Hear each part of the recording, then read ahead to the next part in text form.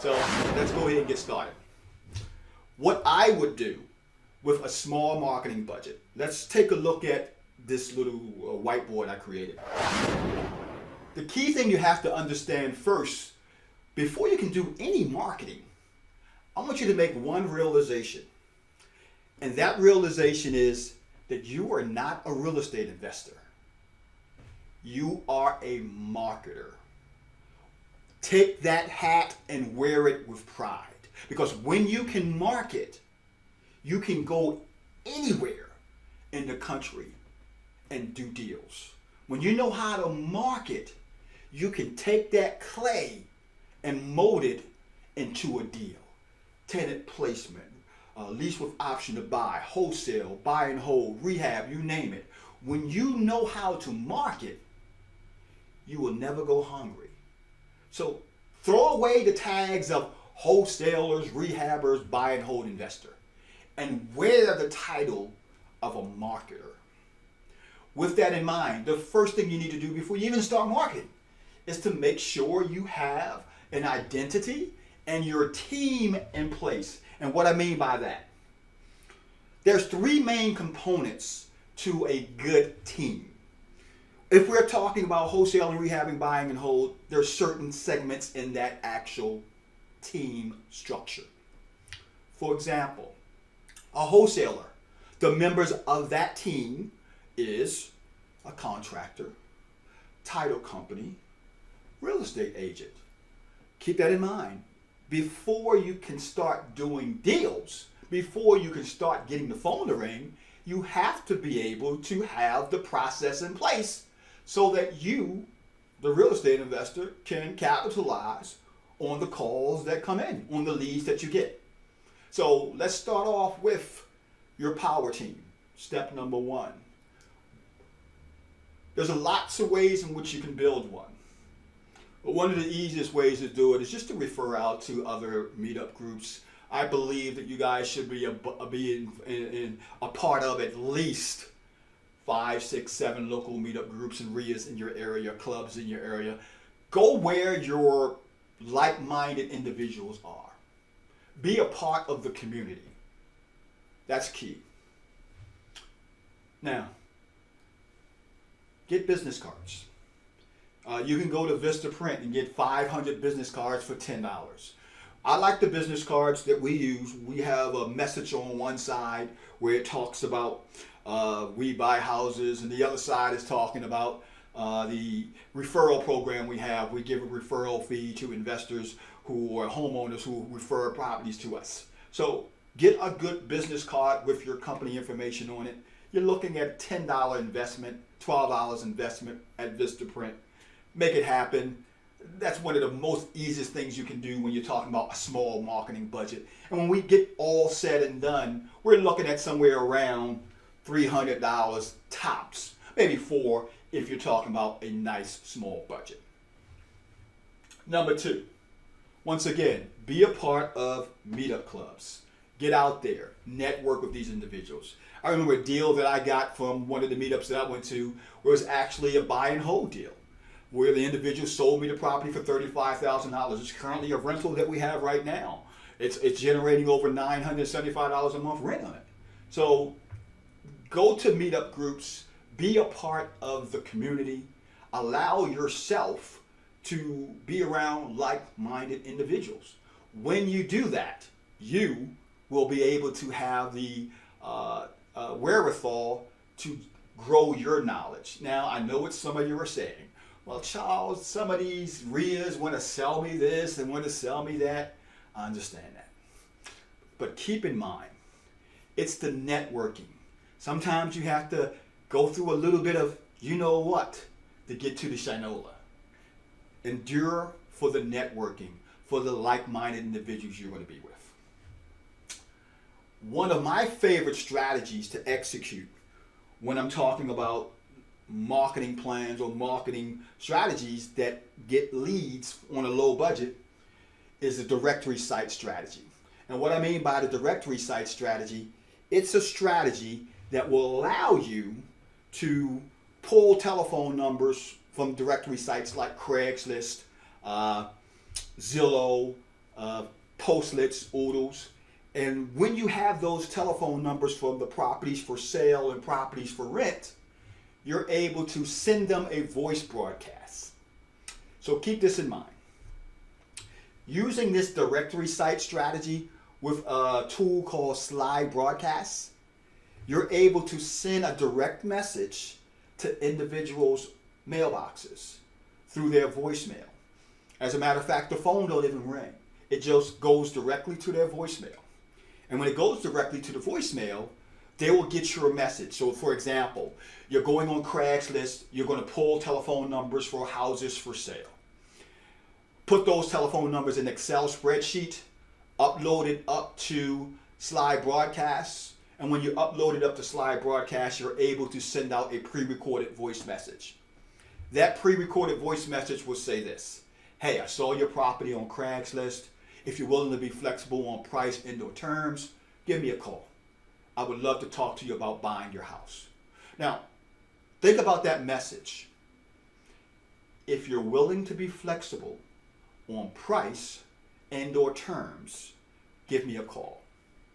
So right away, you're weeding out individuals that isn't flexible at all.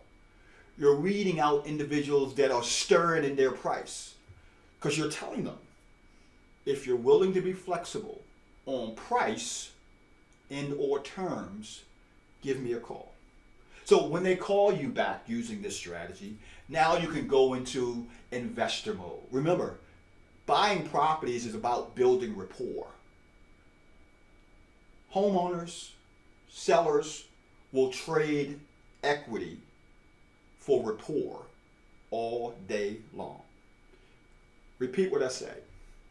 I can name a number of occasions where I came in lower than the other investor that was there prior to me. But because I build that rapport with my seller was willing to take less. So build the rapport, get the deal closed. So you're using directory sites to scrape telephone numbers for buyers and sellers, and you're going to upload them into Slide Broadcast, and you're going to send out these pre-recorded messages. Now, a good clip would be 100 pre-recorded message at a cost of $10 per week. You're talking about $400 per month, $40 per month. That's all it's cost. I have mastermind students right now that is executing this one strategy, getting leads, including myself and my business and my other clients, using this exact same strategy, getting leads. It works. Eviction filings. We call this working with the pinks. And what I mean by working with the pinks, I'm talking about taking the actual pink slips that you can get from failure to pay rent notices at the local courthouse. In Baltimore, that local courthouse is 501 Fayette Street. You can go down to the basement of the courthouse and ask for something that's called the pinks. Now, in the pinks, you have the name failure to pay rent notices. Some of the most important information that's on this failure to pay rent notices is the landlord's name, the landlord's telephone number, and the landlord's address, as well as the property address. Now think about this. If we're looking for motivated sellers, how motivated do you think a seller would be if they're filing for eviction from a tenant that hasn't paid them rent? I would say that their motivation level would probably be higher than normal. So that's a perfect situation to talk to that seller, or that motivated seller at that point, that landlord that's filing for eviction, to structure owner finance deals, to try to structure a upfront cash deal, or just try to do tenant placement in the long run. You have a number of exit strategies when you're doing the eviction filings at the courthouse. Now, you can do these eviction filing strategy all over Maryland and Washington, D.C. Hyattsville have it in Maryland. You also have it at the Baltimore City Courthouse, and you also can get them at Washington, D.C. as well. So this isn't just a local-based strategy. This strategy works. It's very inexpensive. As a matter of fact, the way I would approach it, when you're working with a limited budget, you want to pull at least 50 of these a week and do at least 200 a month. And what I mean by 200 a month, 50 of them, you get the telephone number. So when you have that telephone number, you're able to call that landlord up, or you can use the same approach we did with the slide broadcast. If you're a little apprehensive about talking to somebody on phone, do the slide broadcast and let the people respond back to you. I believe in this approach here when you're going after what we call a targeted person. And I mean targeted in the sense of they could be motivated to a level higher than the average person. When you're going after that type of person, give them a phone call. Talk to them about the situation and see if you can make a deal. Now remember, the process here revolves 50 of these a week at the very least, 200 a month. Your cost here would be no more than about $100 and $110. So now we've done 3 to 4 different marketing strategies already, and we've only spent $140. Now, part of your spending money is going to be your gas. Money you need for putting gas in your engine, how you plan on using your transportation, and so on. So don't forget, another $25 is going towards gas. So now you're at $165 so far for marketing. And you got over 140, 200, 400, a good 450 marketing, I like to call pieces, out in 1 month so far. Let's look at the next one. Probate filings. I love probate filings. It's been one of my #1 strategies for getting deals, where you have a sort of like a quasi-guerrilla marketing strategy when you're doing a slide broadcast.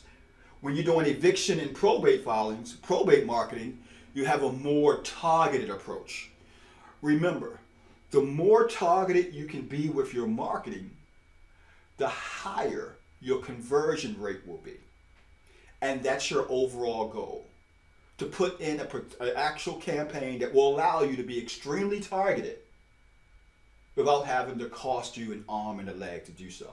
So when we're doing probate filings, we do them with a little twist. I will go through probate filings to the point of, or should I say my team would do the probate filings, where we're doing 90 days after the personal representative has been named. And then we do that for a specific reason, because sometimes it can take up until 90 days for the personal representative to be named. So once the personal representative has been named in the process, we're looking 90 days out. And then when that process begins, we're marketing to those homeowners. And we're doing multiple touches, which we'll talk about later. But we're marketing to that individuals that's in, or the personal representative that's in probate, to the specific areas that we're interested in. So the number count for probate that we're looking at, when we're talking about an average number, can be anywhere from 50 to 75 a week, 200 to 300 a month. So we're doing a total so far of 2, 4, 8, close to 1,000 marketing pieces. And over the years, as an investor, I've been in this business for over 30 years, I've learned that in my business, 1,000 of something, meaning 1,000 pieces, 1,000 of this, 1,000 of that, I can assure that I'm going to get somewhere between 0.5 and 2.5 deals. There's no question that's what's going to be the number. When it comes to what the way we close and our ability to close, per 1,000 will give us those type of results. So we've done the probate filing. We know we're going to do 50 per week, 200 per month, $100 for that cost, $100 for your previous cost. You got a total of $240, $250. We're close to $300 now once you factor in gas. We can stop here at $300 and you would have a comprehensive marketing plan. Now keep in mind, that the more marketing dollar you can apply to your business, and I mean specifically targeted marketing dollar, the more deals you can get. But you can get deals, close deals, with a marketing budget as low as $300.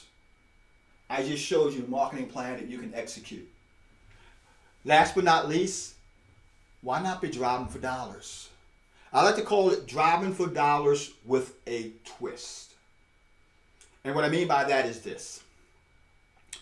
Instead of just driving around the neighborhoods looking for high grass, issues with properties, something that would look like there may be a problem with the house, why not farm that neighborhood? Remember we talked about earlier how you could have that business card that on the flip side of it, it lets people know that you are looking for bird dogs to help you find deals. What we do, and I call it with a twist, is we knock on doors that we're interested in buying properties in. So we find a targeted, what we call distressed looking property. And with that distressed looking property, we'll knock on that neighborhood. And when we knock on that neighborhood, we're knocking on the neighbors and letting them know that we're interested in buying properties in that area. And if you know anyone that's interested in selling their property, here's my card. I'm willing to pay a referral fee for that information. We pay anywhere upwards from $500 to $1,500 as a referral fee. This way you can create an army full of like-minded individuals looking to help you find houses. Will you break the bank in doing that strategy? No. But you'll get some deals. It's all about repetition. Wash, rinse, repeat. Wash, rinse, repeat. So we've covered a total of 6 different marketing strategies. A cost between $300 and $400. Factor in your gas with this process. You have a powerful marketing plan. Remember, it's all about knowing what your numbers are. If you notice, I marked down how many you should be doing each week, how much you should be done each month. You should have an accountability sheet that breaks down your numbers each month. You should be able to say, I got 50 letters that went out. Out of the 50 letters that went out, I got X amount of calls and I closed X amount of deals. You're running a real estate business. It's not a hobby. Treat it like a business. Now, some of you may wonder, well, Charles, how am I able to marketing pieces that you're doing? I don't know what to say in my letters and so on. As part of the Real Deal Direct Mail website, if you go to realdealdirectmail.com, you'll have some of the sample letters that we have in our website. Some of the sample letters that we use in our marketing, letters and postcards and so on. It's at realdealdirectmail.com for sample letters and postcards that we do. I also want to point out that the key here is take your business to a level of automation and systemization. Sooner or later, you're going to want to take this part of your business and have someone else do it for you. So while you're doing all these things, write down the actual standard operating procedure or the actual process that you're doing. People say, well, Charles, how are you able to do deals in 6 different markets? Because everything I do, I have a standard operating procedure and I have a process. It could either be by form of a manual or a video. So I take that standard operating procedure of how you do Craigslist pullings, how you do eviction filings, how you do probate marketing, how you do driving for dollar, create a white paper out of it, create a video out of it, and now I have a training tool that I can give to my team so that I can replace myself here and only do the things that I need to do. So start off with how you do it, learn it, systemize it, automate it, and give it to someone else to do. Also, Remember, the bottom line in this whole process, the average deal that you will get won't be on the first touch, meaning won't be the first time you talk to that person. As a matter of fact, only 15% of the deals you get will come from the first engagement. Meaning, you're going to need multiple engagements in order to make it work. And what I mean by that, when we do direct mail campaigns, we touch that direct mail person, that letter goes out 7 to 10 times. Repeat that again. We do a follow-up campaign on some of these actual strategies, 7 touches to 10 touches. What is a touch? A touch is a phone call. It could be a direct mail letter. It could be an email. It could be a text. But we create what we call our marketing follow-up campaign calendar. And we do it on every deal that comes our way, every lead that comes our way. You have to take that deal to a conclusion. And what I mean by a conclusion, every lead that you get, from the point where it's a prospect to the point where it's a lead, an actual person who wants to sell the house, every time you get that going, what you need to do is this. You need to have that deal followed to a conclusion. And what I mean by a conclusion, from the time I talk to that person, that seller, the first time, I'm not going to stop talking to that seller until that seller no longer wants to sell their property or the property has already been sold. That's my $1 million tip. Take every deal to an end conclusion. You will never go hungry if you do that, because you'll find that deals will come back your way in month 3, month 5, month 7. I've had deals that came back to me a year later. I got a mastermind student right now that had a deal that came back from him 2 years later. So take the deal to its final conclusion through your follow-up process. Multiple touches. That's the secret. And remember, last but not least, action plus offers equal deals. Put forth the action. Do what I have spelled out here. Regardless of your budget level, $300, $400, do it on a consistent basis. Put the action to the process. Put the offers out there, and you will get deals. It's a numbers game. From day one when I started doing real estate investing, I realized that this is nothing but a numbers game. Periscope, Facebook, YouTube, it's all about the numbers. The more offers you put out, the more opportunities you have to close deals. I hope to see you guys tomorrow at our Real Deal Remix. We have a free network. I'm sorry, it's not a free networking event. It's $20, but with the $20, you'll get food from a chef that's cooking. We have a networking event tomorrow at therealdealmeetup.com for complete details. Just go to therealdealmeetup.com. It's a fantastic networking event we have in Washington, D.C. I hope to see you there. I'm going to take some of these questions you guys have left with me, and we're going to make sure you got all this information. If there's any questions out there, feed them to me. I'm now going to go ahead and look at some of the questions and answer them. So just stay tuned. I'll be answering some of the questions.